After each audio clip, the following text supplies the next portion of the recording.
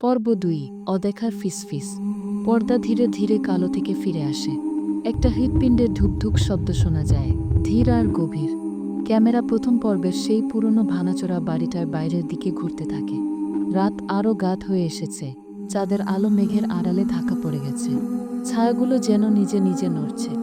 হাওয়ার show show শব্দের সাথে একটা ফিসফিস ভেসে আসে, খুব হালকা, প্রায় শোনা যায় না। আমারে দেখ, আমারে দেখ।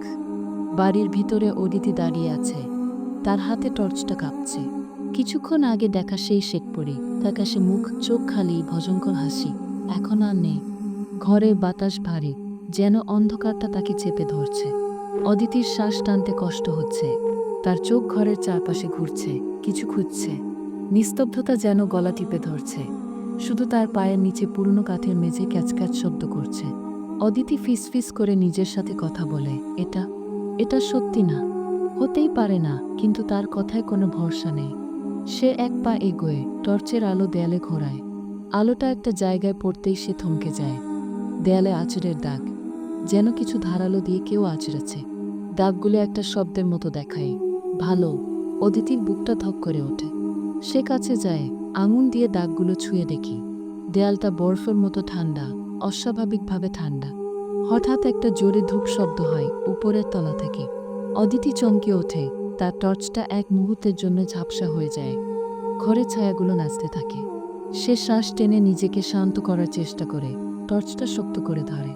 এখন পিছনে ফিরে যাওয়া যাবে না, সে নিজেকে বলে, গলায় কাঁপুনি। আমারে জানতেই হবে এখানে কি হয়েছে। ক্যামেরা তার পিছু নেয়, সে সিডির দিকে এগোয়। প্রতি পায়ে কাঠের সিডি ক্যাচ করে, শব্দটা যেন কানে লাগে। বাতাস আরও ঠান্ডা হয়ে আসছে, তার শ্বাস এখন দেখা যাচ্ছে। সিডির উপরে পৌঁছতেই সে একটা অদ্ভুত জিনিস দেখে। দেয়ালে পুরনো ছবি ঝুলছে, অনেকগুলো, এলোমেলোভাবে পিন দিয়ে আটকানো।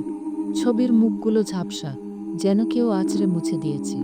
কিন্তু একটা ছবি তার চোখে পড়ে, একটা ছোট মেয়ে, বয়স 10-এর বেশি না, লম্বা কালো চুল, মুখে একটা দুঃখী ভাব। মেয়েটার চোখ যেন অদিতির দিকে তাকিয়ে আছে, তার সাথে সাথে নড়ছে। অদিতি ছবিটা ছুতে যায়, কিন্তু তার আঙুল ছবিকে ঠেকতেই মেয়েটার মুখটা বদলে যায়। চোখ দুটো কালো হয়ে যায়, মুখে একটা অস্বাভাবিক হাসি ফুটে ওঠে। অদিতি চমকে পিছিয়ে যায়, ছবিটা মেঝেতে পড়ে যায়। শব্দটা যেন কিছু জাগিয়ে দেয়, হলোয়ের শেষ থেকে একটা গভীর, গর্জনের মতো শব্দ ভেসে আসে। অদিতি টর্চের আলো সেদিকে ঘোরায়।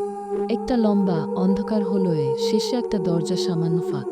দরজার ফাঁক দিয়ে একটা নীল আলো বের হচ্ছে। গর্জনটা আরও জোরে হয়, ভয়ঙ্কর। অদিতির মন বলছে পালাতে, কিন্তু তার কৌতূহল তাকে টানছে। সে এক পা এগোয়, তারপর আরেক পা, বুকের ধুকধুক বাড়ছে। দরজার কাছে পৌঁছতেই গর্জনটা থেমে যায়। তার জায়গায় একটা শিশুর কণ্ঠে গান ভেসে আসে। ঘুমের ঘোরে ছায়া পড়ে, কেউ এসেছে তোমার কাছে। গানটা মিষ্টি, কিন্তু তাতে একটা ভয়ঙ্কর ভাব আছে, যেন কিছু লুকিয়ে আছে। অদিতির গায়ে কাঁটা দিয়ে ওঠে। সে দরজাটা ঠেলে খোলে। নীল আলোটা হলোয়েতে ছড়িয়ে পড়ে, তার চোখ ধাঁধিয়ে যায়। যখন চোখ সয়ে আসে, সে দেখে একটা ছোট ঘর, দেয়ালে অদ্ভুত সব চিহ্ন আঁকা, যেন ছাই দিয়ে লেখা। ঘরের মাঝে একটা পুরনো কাঠের দোলনা, নিজে নিজে দুলছে। গানটা এখন দোলনা থেকে আসছে। অদিতি কাছে যায়, টর্চটা কাঁপছে। দোলনার ভিতরে একটা পুতুল, পোড়া মাটির মুখ, ফাটা, একটা চোখ নেই, মুখে একটা ভয়ঙ্কর হাসি আঁকা। পুতুলের মাথাটা ধীরে ধীরে ঘুরে অদিতির দিকে তাকায়। গানটা থেমে যায়। অদিতি পিছিয়ে যায়, শ্বাস আটকে আসছে। এটা এটা কি জায়গা, সে ফিসফিস করে। তেঁতুলের একমাত্র চোখটা যেন জ্বলছে। তারপর একটা গভীর, বিকৃত কণ্ঠ পুতুলটা বলে ওঠে, তুমি এসেছ, ভালো। কণ্ঠটা এতটাই ভয়ঙ্কর যে অদিতির শরীর জমে যায়। হঠাৎ ঘরটা অন্ধকারে বিঁধে যায়। টর্চটা পুরোপুরি নিভে যায়। ঘরের তাপমাত্রা বরফের মতো ঠান্ডা হয়ে যায়। অদিতি পকেটে ফোন খুঁজে, হাত কাঁপছে, কিন্তু ফোনটা জ্বলে না। অন্ধকারটা যেন তাকে গিলে ফেলছে। তারপর একটা ভেজা শব্দ শোনা যায়, যেন কেউ ভেজা মেঝেতে হাঁটছে তার পিছনে। অদিতি ধীরে ধীরে ঘুরে তাকায়। নীল আলোটা আবার জ্বলে ওঠে। দরজায় শেখপুরি দাঁড়িয়ে, তার খালি চোখ অদিতির দিকে তাকিয়ে। কিন্তু এবার সে একা না। তার পিছনে ছায়ার মতো কিছু আকৃতি, অস্পষ্ট, কিন্তু মানুষের মতো। তাদের মাথা অস্বাভাবিকভাবে বাঁকা, মুখগুলো একসাথে নড়ছে, ফিসফিস করছে, আমারে দেখ, আমারে দেখ। অদিতি চিৎকার করে ওঠে, পিছিয়ে দেয়ালে ঠেকে যায়। শ্বেতপরি এক পা এগোয়, তার হাঁটা যেন পুতুলের মতো ভাঙে। তার খালি চোখ যেন অদিতির আত্মাকে ছুঁয়ে ফেলছে। সে হিসেহিস করে বলে, তুমি জানো না কি করেছ? ছায়াগুলো কাছে আসতে থাকে, ফিসফিসটা চিৎকারের রূপ নেয়। অদিতির মাথা ঘুরছে, তার পালাতে হবে, কিন্তু দরজা বন্ধ। সে ঘরের চারপাশে তাকায়, এক কোণে একটা ছোট জানালা দেখতে পায়। এটাই তার একমাত্র পথ। সে দৌড়ে জানালার দিকে যায়, হাত কাঁপছে।